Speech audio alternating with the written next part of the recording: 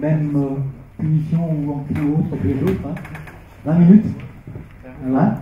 Vous m'entendez? Bien le bonjour. Donc moi, je vous retourne les remerciements, puisque vous m'avez accordé 5 minutes de plus, comme je suis suisse et que je parle lentement. C'est très simple. Entre collègues européens, presque, on fait la donc voilà, donc aujourd'hui j'aimerais vous parler en fait des moyens de protection et surtout comment le loup réagit aux moyens de protection. Donc il y aura des parties théoriques, je vous ai mis quelques vidéos pour un petit peu égayer tout ça. Et je vais commencer. Oui, ça marche, c'est extraordinaire. Bon, ce que nous constatons, c'est depuis quelques années, depuis 2010, une augmentation des dommages sur les troupeaux domestiques. Et puis, bien sûr, une des raisons, c'est l'augmentation des populations du loup, notamment la dispersion du loup. Mais dans le 06 et les 83, on a quand même quelques soucis, visiblement, parce que la majorité des troupeaux sont protégés, et malgré cela, nous avons quand même des dommages. Donc la question qui se pose, c'est est-ce qu'on arrive à une certaine limite de l'utilisation de ces méthodes de prévention? Est-ce que c'est mal utilisé? Est-ce qu'on a une adaptation des loups? Pourquoi ça fonctionne chez certains éleveurs et pas d'autres? Et puis la question que je me pose aussi, c'est est-ce qu'on comprend vraiment ce qu'on fait en nous mettant de la prévention? Est-ce qu'on comprend ce qu'on fait quand on met une clôture, quand on met des chiens de protection?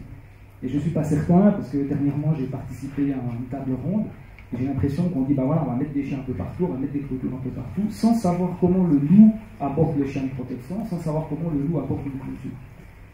Et puis, ce que je remarque aussi, c'est que quand ça ne fonctionne pas, en tout cas en Suisse, c'est très typique, mais j'ai aussi entendu en France, c'est que quand ça ne fonctionne pas, bah, c'est la faute de l'éleveur ou du berger. Donc je voulais un peu parler de ces méthodes de prévention, de protection des troupeaux, et puis je voulais passer à une deuxième partie, c'est aussi vous présenter peut-être de nouveaux outils sur lesquels on devrait réfléchir pour essayer d'augmenter la protection des troupeaux. J'ai déjà fait une présentation il y a quelques années sur ces moyens-là. Donc les moyens de protection, vous en avez, j'ai essayé de résumer, vous en avez 4 à mon avis. C'est déjà empêcher le prédateur d'accéder physiquement au bétail, ça c'est le plus simple. C'est de modifier le comportement du loup. Alors comportement, je mets en guillemets, parce que c'est un terme qui est assez complexe, mais je le mets en guillemets là, sur un court terme ou même un très court terme. Idéalement, ce serait bien de pouvoir modifier le comportement du loup sur un moyen ou un long terme. Ça, ce serait l'idéal. Et puis, on peut aussi tuer des loups, ce qui, à mon avis, est une action sur un court terme. Vous comprenez bien le suisse, ça marche? Ah, je croyais qu'ils mettaient déjà 5 minutes. Donc bon, empêcher le loup d'accéder physiquement, vous savez, c'est des bâtiments durs, à condition qu'on les ferme, parce qu'on a eu des lynx qui ont attaqué des brebis dans les bergeries. C'est toutes les clôtures non électrifiées, ce qu'on trouve dans le nord-est avec les types Ursus grillage, et puis les clôtures électrifiées, c'est quelque chose qui est assez récent. Et ça marche assez bien, à condition qu'on ferme ici, c'est une analyse de marketing que nous avons fait. Si les agneaux passent sous le filet, c'est clair que les loups peuvent aussi passer sous le filet. Et si un Ursus avec une coulée, si les sangliers passent sous le Ursus, bien sûr, les animaux peuvent le faire. Et ici, nous sommes dans le Mercantour, nous avons fait un film en caméra thermique, et là vous avez un loup, vous avez un second loup qui va intervenir, et vous avez un troupeau de 2000 têtes avec 5 chiens de protection, protégés par un filet non électrifié. Et ça, c'est quand même une preuve que le filet peut fonctionner correctement. Voilà une attaque maintenue par le filet. Vous avez un chien ici derrière qui roupille, qui n'a absolument pas de ce qui se passe. Donc dans ce cas-là, dans ce cas bien précis de contexte-là, vous voyez que le filet a extrêmement bien fonctionné. Et nous avons d'autres types, hide and seal, qu'on utilise aux États-Unis, qu'on aussi utilise en Suisse. Et puis aussi parfois des rehausses de clôture, ici un filet avec une rehausse. Là nous sommes en Allemagne où une louve avait appris à sauter par-dessus les enclos et a appris ceci assez jeune, donc on a dû mettre ce type de renforcement.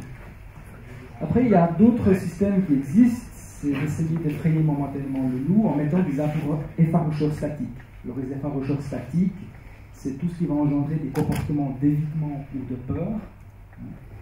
Ça fonctionne sur, en règle générale, le comportement néophobique du loup, c'est-à-dire qu'un loup qui est né dans un milieu qui est assez pauvre par rapport au chien a des comportements néophobiques, c'est-à-dire qu'il a peur de tout ce qui est nouveau.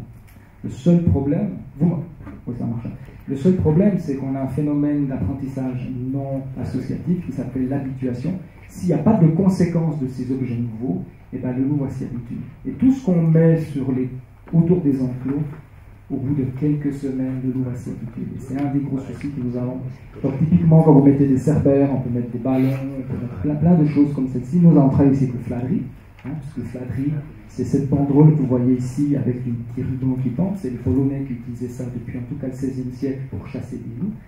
Ça a été utilisé pour capturer des loups pour la protection du troupeau. Et ici, un des seuls troupeaux dans le Mercantour, en zone cœur du parc, où l'éleveur protège son troupeau avec des fladeries depuis à peu près une vingtaine d'années. Donc ça peut fonctionner, mais en règle générale, ça fonctionne momentanément. Et bien sûr, l'habituation, le loup, comme beaucoup de carnivores ou mammifères, peuvent s'habituer à beaucoup de stimuli si ceux-ci n'ont pas d'effet négatif pour leur survie. Et l'habituation, bien sûr, c'est une économie d'énergie. Ça ne sert à rien d'avoir peur si on n'a aucun risque. On peut utiliser des effaroucheurs, ce que j'appelle cinétiques.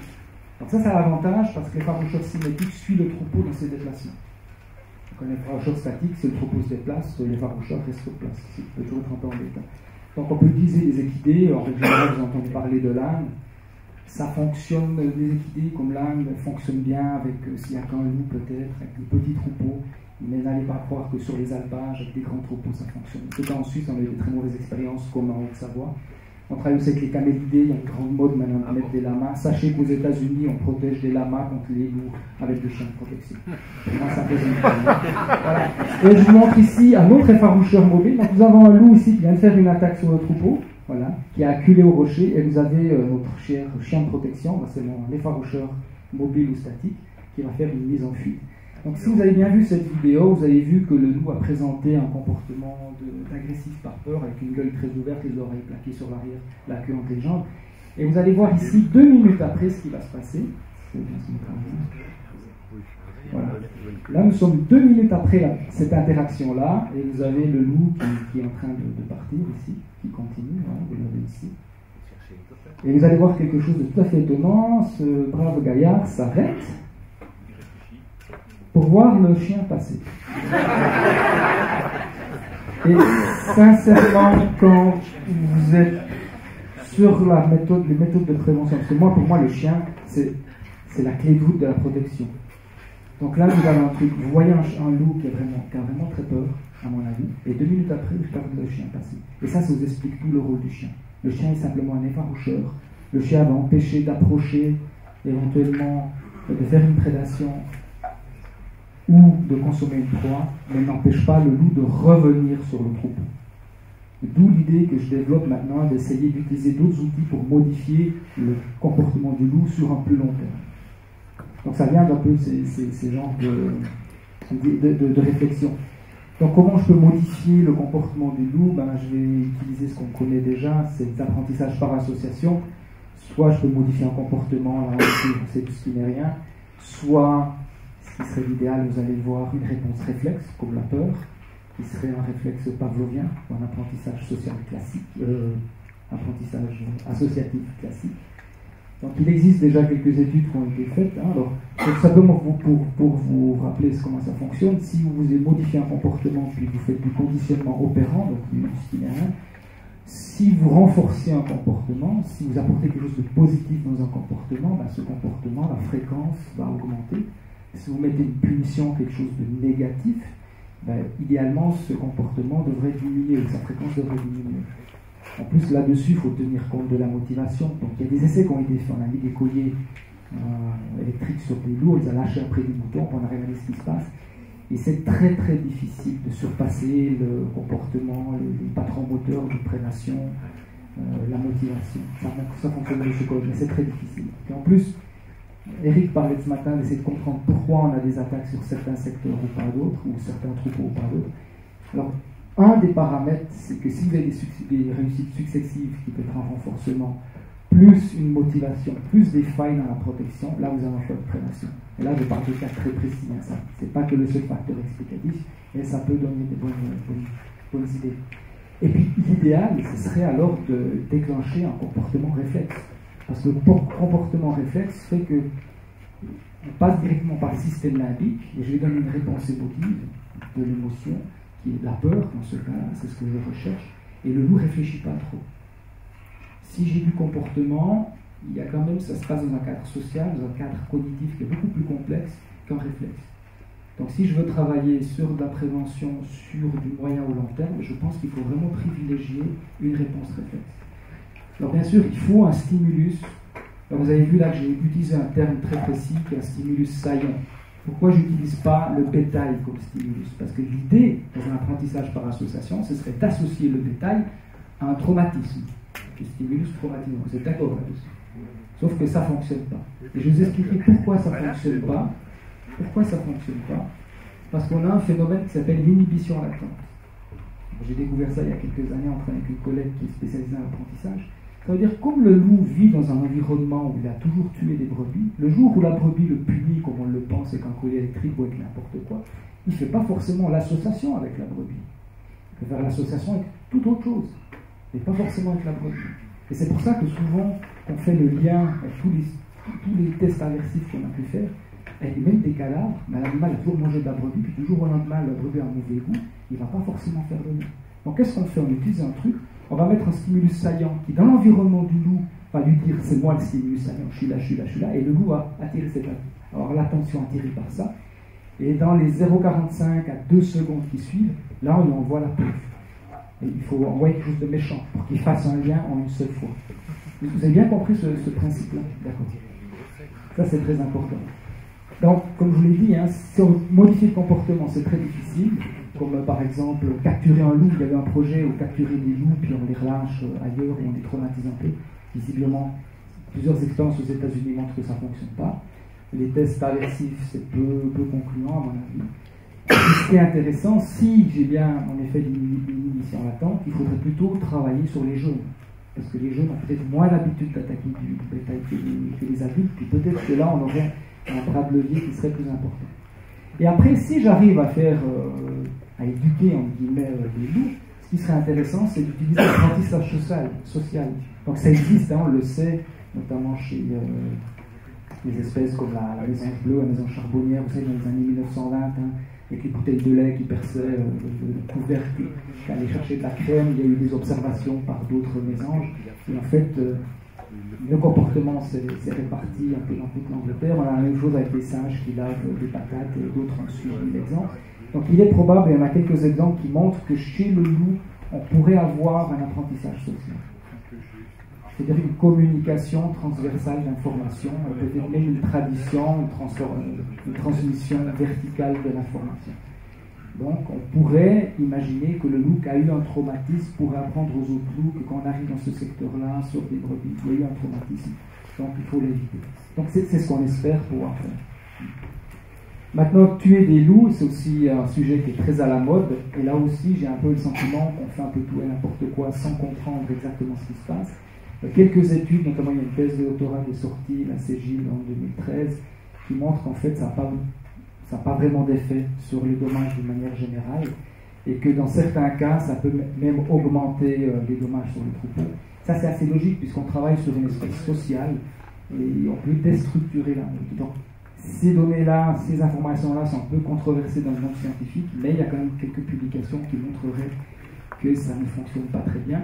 En revanche, chez un éleveur qui a beaucoup de dommages, peut-être qu'à ce moment-là, d'arriver à tirer au moins 2 loups, ça peut diminuer dramatiquement les dommages et l'aider à refaire surface, à reprotéger son troupeau. Donc peut-être dans ce cas-là, ça pourrait donner quelque chose d'intéressant. Je pars, il me reste encore du temps, j'imagine. Ouais. Combien 5 minutes, plus les 5 minutes, 10 minutes. Bon. Partie 2, inventer de nouveaux outils. On voit que la Suisse marchandait. Mais je déteste ce machin. La partie 2, donc l'idée, vous avez vu un peu ce qu'on a vu dans cette première partie, c'était vraiment une synthèse. Et c'est avec quoi on travaille aujourd'hui. Et l'idée, c'est de se dire, mais est-ce qu'on ne pourrait pas travailler avec de nouveaux outils? Donc le premier nouvel outil qui a été inventé aux États-Unis il n'y a pas très longtemps, c'est le turbofladri. Rappelez-vous ce fladri qui est un efforogeur statique. Et bien, si vous le liez à un fil électrique, en fait, j'aurais de l'aversion plus la nouveauté. Et on a remarqué que les loups, comme beaucoup d'animaux sauvages, vont aller explorer ce nouvel objet en allant le reniflant. Et là, on espère qu'il y aura avoir un choc électrique et faire une association en fait avec la présence du fladri. Et on a quelques exemples ici aux États-Unis. C'est une méthode qui est largement répandue. Souvent, c'est pour renforcer une protection déjà existante. On n'est pas que du fladril seul, mais ça arrive aussi. Et nous avons fait une première expérimentation ici dans la plaine des Vosges, sur la commune de Nidrevaux, sur un foyer d'attaque, où en mettant du fladril, on a remarqué qu'on n'a plus eu du tout d'attaque, tandis que sur les troupeaux voisins, dans un rayon de 1 km, on a eu des attaques, et dans un rayon de 4 km, on a continué d'avoir des attaques, peut-être même avec un report des attaques. Maintenant, je parlais beaucoup plus loin. L'idée, pourquoi pas, quand le loup court après une brebis, pourquoi pas punir ce loup? Mais attention, la punition ne serait pas liée à la brebis, mais serait liée à un stimulus saillant, d'accord, que je vais conditionner. Donc l'idée, c'est de mettre un collier sur le loup qui va mesurer une fréquence cardiaque, une variabilité de la fréquence cardiaque, parce que grâce à la variabilité de la fréquence cardiaque, je suis capable de mesurer un stress aigu. Sur le mouton. Sur le, j'ai dit quoi? Oh, pardon. Voilà, le loup de stresser le pauvre. Merci. Hein. Non, sur le mouton, bien sûr. Sur le mouton. Voilà, c'est les expériences que nous sommes en train de faire ici. Pardon. Excusez-moi. L'expérience que nous faisons ici. Et puis, une fois que j'ai atteint une rupture de la fréquence cardiaque, j'ai un expulsif qui est un répulsif qui est expulsé du collier, avec, si possible, des phéromones d'alarme de loup qui vont un petit peu m'embêter, voilà. Et puis, j'envoie aussi un SMS au berger, mais n'empêche que ça pourrait donner des résultats assez intéressants, je pense. Bon, c'est assez complexe à mettre en place. Est-ce que vous avez bien compris ceci? Mais après, ce que je vais faire, c'est que le bip qui est devenu conditionné, je les mets sur les brebis, sur n'importe quelle brebis, et le loup éduqué va faire un lien avec le bip, pas avec les brebis, vous avez bien compris ceci. Et c'est toute la méthode du Associative Learning Method qu'on utilise. Actuellement, on a un groupe de recherche au niveau européen, des Slovènes, des Anglais, des gens des Pays-Bas. On essaie d'utiliser ce type de méthode pour inventer de nouveaux outils. Donc on espère arriver à quelque chose de très intéressant. Alors je vous donne un exemple ici. Voilà dans quel contexte ça pourrait fonctionner. Alors, normalement, ça fonctionne sur de plus petits troupeaux. Hein. Je n'ai pas équipé toutes les brebis de collier répulsif. Mais vous voyez ici, dans ce cas-là, j'ai un très grand stress. Et bien sûr, dans ce cas-là, mon collier devrait fonctionner. Enfin, j'espère. Mais, c'est comme loup, chasse aussi à l'affût maintenant. Il ne faut pas toujours courir les brebis. Donc là, j'ai de nouveau un problème. Mais, Landry a trouvé une solution. On va essayer de travailler avec des biologueurs aussi pour mesurer une position, une posture de l'animal. Donc si je mets une fréquence cardiaque, plus un biologueur, ou des accéléromètres, c'est le préféré, qui permet de mesurer une posture, probablement que je peux aussi mesurer un animal, je vais mesurer un animal qui est en train de mourir ou qui va mourir, qui a reçu une morsure, et à ce moment-là, je peux quand même punir mon loup si ça fonctionne bien. Et voilà, juste pour terminer, le type de recherche qu'on fait ici pour stresser des brebis. Vous avez d'un côté des chiens loup tchèques où on essaye de recréer des attaques pour vous montrer comment ça fonctionne. Là, vous avez une autre attaque qu'on a recréée en conditions réelles. Donc, nous sommes en alpage avec ici 2 chiens loup tchèques qui attaquent le troupeau. Donc là, on a des cardiofréquencemètres et ça nous donne vraiment des résultats qui sont assez différents de type autre stimulus effrayant, comme ici. Ça, c'est un de mes étudiants. Vous allez voir qui va apparaître. Ça, c'est le test de la barge. Donc, on a essayé d'effrayer les brebis de différentes manières pour mesurer la variabilité de la fréquence. Alors, c'est le côté sympa de la science. Mais voilà, les brebis là sont beaucoup moins stressées par ce type de stimulus que par les chiens loup. Et voilà ce que ça donne pour mettre quelque chose. Voilà, on a des ruptures ici de la fréquence cardiaque qui sont dues justement à une attaque de loup ou de chien loup. Et on peut travailler ici avec des détections automatiques de rupture. Et cette détection automatique de rupture va déclencher un répulsif. Est-ce que quelqu'un a un brevet, s'il vous plaît, de secourisme? J'ai pas compris. Est-ce que quelqu'un a un brevet de secourisme là? Il y a une personne qui fait un malaise?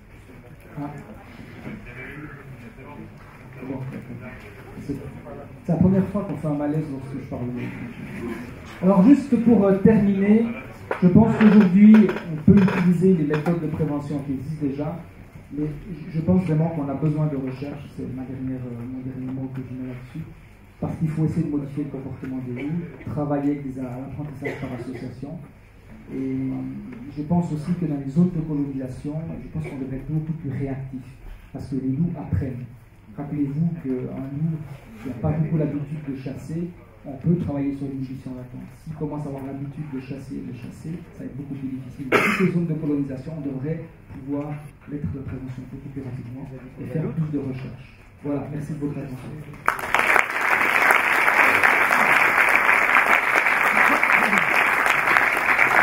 Merci Jean-Marc. Donc je pense que j'espère que tu as posé quelques questions. Pierre, l'Éternel. Non, mais j'ai pas eu le droit.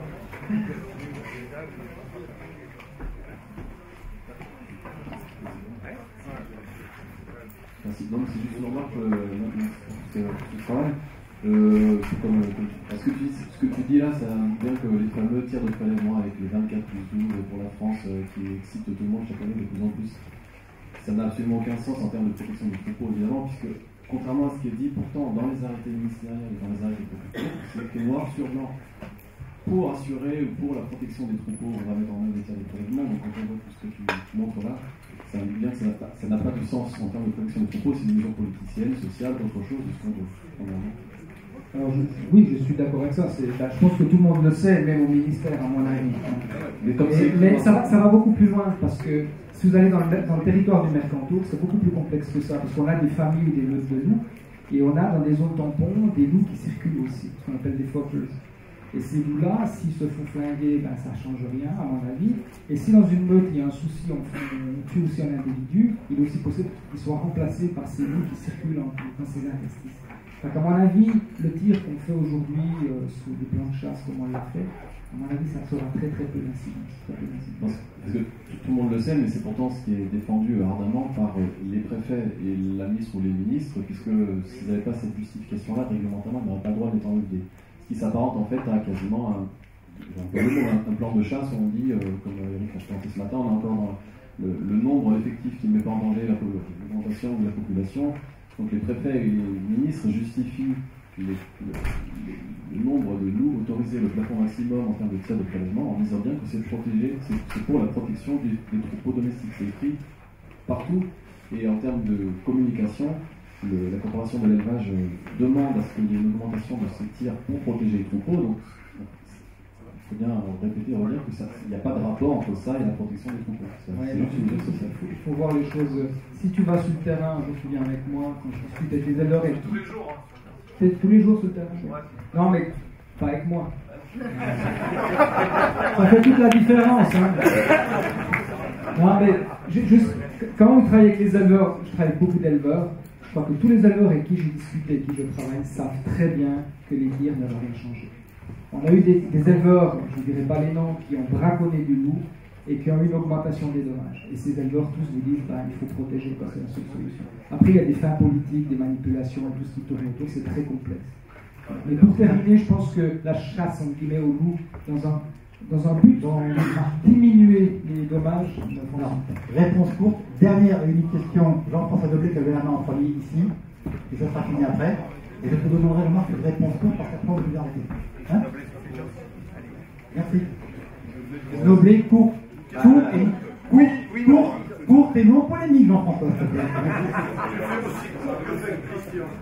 Bon, vous me laissez parler, ouais. Bon, merci Jean-Marc, parce que je crois que vraiment, on a vraiment des possibilités de réflexion et d'action, et on devrait t'encourager encore plus. Ceci dit, moi je me rappelle très bien de vieux paysans dans les fermes qui mettaient toujours leurs déchets organiques sur le patouillet, qui n'avaient jamais de problème de renard, jusqu'au moment où ils ont commencé à tuer le renard, ou les renards habitués à venir manger sur le patouillet. Et quand ils ont flingué ces renards, ou que d'autres les ont flingués, on a eu apparition de dégâts dans les poulaillers, dans la ferme, etc., à d'autres endroits, parce qu'on avait complètement foutu en l'air le système social qui s'était créé. Et je pense que tu as tout à fait raison de dire qu'il est probablement possible de démontrer aux loups qu'il y a des endroits où il vaut mieux qu'ils n'aillent pas, et qu'ils seront tranquilles, et puis d'autres endroits qui sont dangereux. Deux choses qui me paraissent essentielles dans notre stratégie en matière de protection de l'environnement. Je trouve inadmissible qu'on tire une femelle qui a des petits, qui est allaitante, parce que ça fait des petits qui vont crever de faim. C'est pas une question, Jean-François. Deuxième chose, je pense qu'il est absolument inadmissible qu'on organise des choses dans un parc national. Et je crois que là, On a touché le fond des problèmes de protection de la nature avec le cas du parc des écrins. Et je trouve que la SOFPL devrait vraiment s'investir pour dire les parcs nationaux, c'est une politique différente. Et s'il y a des dégâts dans un parc national, ça n'a rien à voir avec des dégâts en dehors d'un parc. Et si on ne maintient pas ça comme politique merci de fond, on est perdant sur tout Jean-Marc, une réponse Pour faire une réponse courte. Uniquement courte, alors sur la partie de la vraie question. Oui. Alors, il y a un élément qui a été soulevé qui me paraît intéressant. Il est fortement probable que tous les loups de la meute ne participent pas à la même fréquence d'attaque sur les troupeaux. Donc on a quelques éléments maintenant qui montrent qu'il y a un certain loup qui attaque les troupeaux, dans le fin de la meute, et pas tous. En plus, il y a des études qui ont été faites au Canada qui montrent que certaines meutes de loups, dans le contexte canadien, n'attaquent jamais les bovins sur leur territoire. Et ces loups-là, en fait, protègent ces bovins contre d'autres loups qui pourraient être des prédateurs de bovins. Donc il faut vraiment réfléchir à ce qu'on fait pour la prévention et pour les tirs de loup. Ce sera mon message. Bon appétit, et je pense qu'on va les manger. Ok, merci à tous. Je remercie tout le monde participant au rapport. Et bon appétit à tous.